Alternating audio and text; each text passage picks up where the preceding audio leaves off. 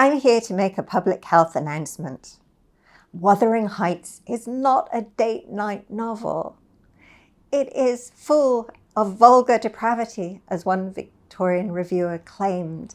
It is the kind of novel that another Victorian reviewer claimed could only be written by somebody who is having nightmares as a result of having eaten too much toasted cheese. It is a great bad novel. In fact, it's not even a novel in the sense that Oliver Twist is a Victorian novel. It is, in fact, a romantic poem in prose. Now, let me explain what I mean by that. Emily Bronte's Wuthering Heights has way more to do with Percy Shelley and Lord Byron and Walter Scott, who was a poet before he was a novelist, than it does with Elizabeth Gaskell or Charles Dickens or William Thackeray. It's really retro. It's romantic not with a small r, i.e. courtship, sentiment, marriage.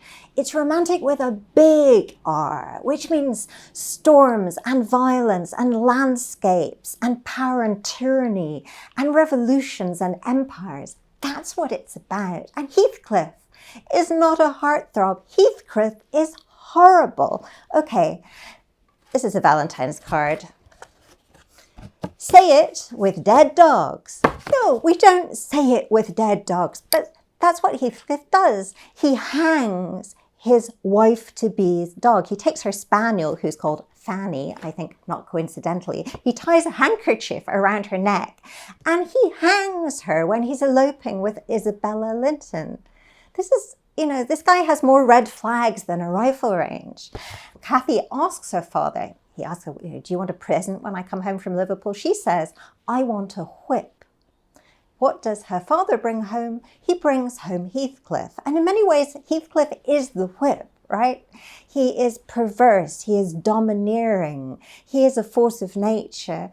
And he and Cathy live as sister and brother, a bit like Victor Frankenstein and his cousin Elizabeth in the first edition of Frankenstein live almost as sister and brother, a bit like The Castle of Otranto, which is also about incest, or The Monk by Matthew Lewis, which is a famous awful Gothic novel full of dreadful sex scenes, which also involves incest. Okay, Wuthering Heights is an incestuous love story.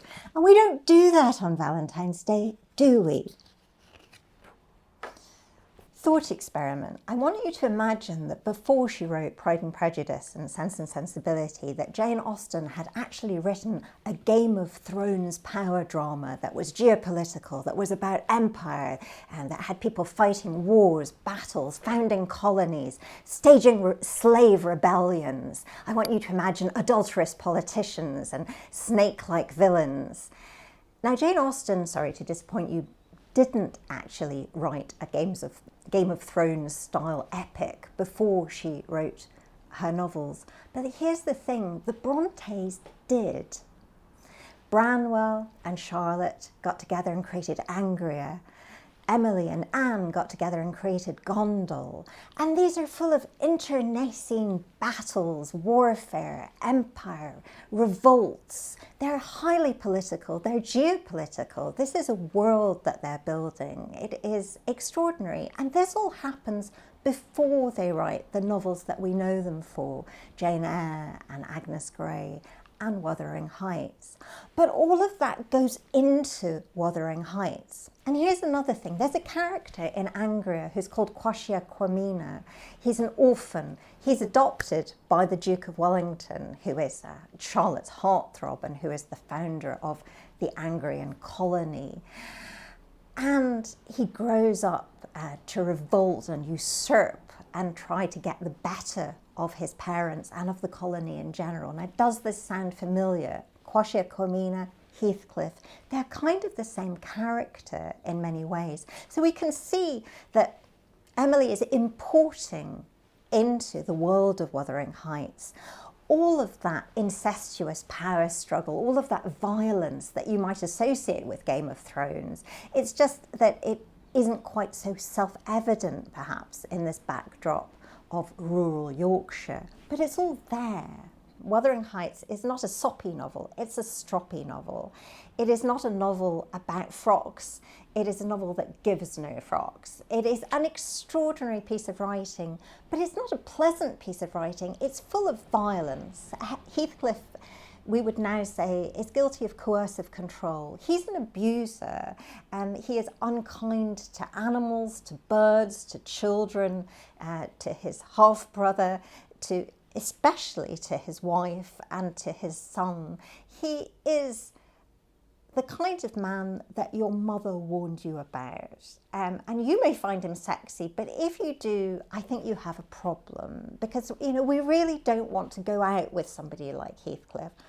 Heathcliff and Cathy think that this drama is all about them, but actually the novel isn't all about them. The novel starts with somebody who I believe is not in the film at all. It starts with a person called Lockwood. Now, Mr. Lockwood is a bit like Mr. Bean, kind of stumbling onto the set of The Godfather. He's a kind of comedy character who gets lost in the snow, he gets bitten by a dog, he ends up at Wuthering Heights. He has no idea really where he is or how he's found himself in the middle of this extraordinary, horrible family.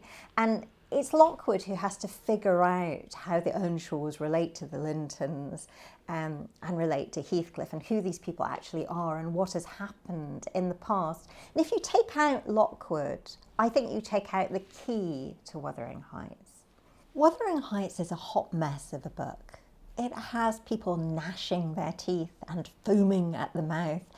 Quite a few scenes would actually be silly were they not saved by this enormous sense of power and poetry that underlies the melodrama of the events that occur. And that's because Emily Bronte was in fact a poet of enormous skill and power. I want to read you one of her poems. It's about the wind, which is one of her favourite topics, not by accident, I think. The night is darkening round me, the wild winds coldly blow, but a tyrant's spell has bound me, and I cannot go.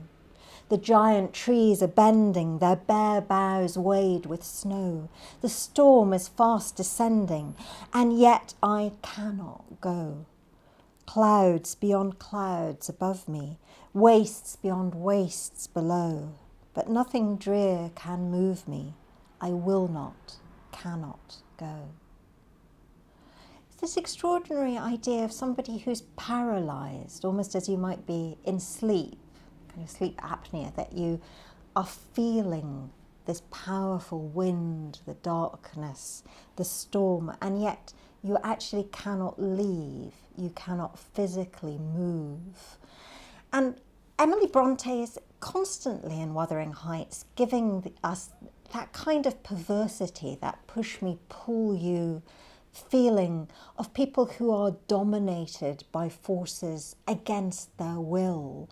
So perhaps we almost forgive Heathcliff because he cannot help being as brutal and as appetitive, as animal-like as he is. Perhaps we almost forgive Catherine in her childish selfishness because we sense that at a primal level she can't quite help herself. She is in this dream, in this ghost-like sleep, even before she dies, that she is moved by forces that are beyond her, that although her will is so powerful, although she wants to bend people to her will, there's also something about it that she can't quite help. Wuthering Heights, what does it mean to wother? Well, wother is a really old word. It dates from the 15th century, according to the Oxford English Dictionary. It's Northern English or Scottish, wother or whodder or whither, and it's a sound of something forceful, like an arrow hitting a tree or a rock falling. It's a sound of force, a force that we can't visualise, but we can hear it as it's moving through the air. And I think that's really important because Wuthering Heights, the place, the house around which all of this action is centred, is a place where winds brew. It is a place that is beaten up by the weather, and it's also beaten up by the emotional weather and the violence of its inhabitants. That whuddering is actually central to the northern dialect violence that's in this book. This will sound an odd thing to say, but Wuthering Heights makes a lot more sense if you think of the people in it as being places. Bear with me. The important characters in this novel all have names that actually evoke place, that evoke landscapes. And the most obvious example of that is Heathcliff, that Heathcliff is the moors, he is the bleakness of rock. He is, one might say, a moorish character. Perhaps in more than one sense, there's something dark and other about him. He is intractable in the same way that landscape is intractable. You can't talk to a moor or a heath. But think about it, Earnshaw. A shaw is also a northern word for a small forest, for a wood. An ern could be a word for a sea eagle, so they might be the family of the wood of the sea eagle. The Lintons, a linn is a waterfall, a ton is a town. They also belong to a landscape, but a landscape that is a much more demure landscape, a much more town landscape than that of Heathcliff and the Earnshaws. Even Lockwood, who is the interloper, the person who comes and doesn't know what he stumbled on in Wuthering Heights, Lock and Wood. It's as if these people are actually places, and what we have then is a territorial drama, a drama in which different visions of landscape broil and brawl amongst one another as they might in a storm, or as they might, if we actually had a volcanic eruption. And I think that's why we bear with Wuthering Heights, because the people in it are actually incredibly badly behaved. They are not nice. And yet if we think of this as almost being like tectonic plates that clash and crash into one another and produce a kind of drama that we can't peel our eyes away from, then I think we can understand why it has such a hypnotic effect. Yet again, however, I say, not a date night novel.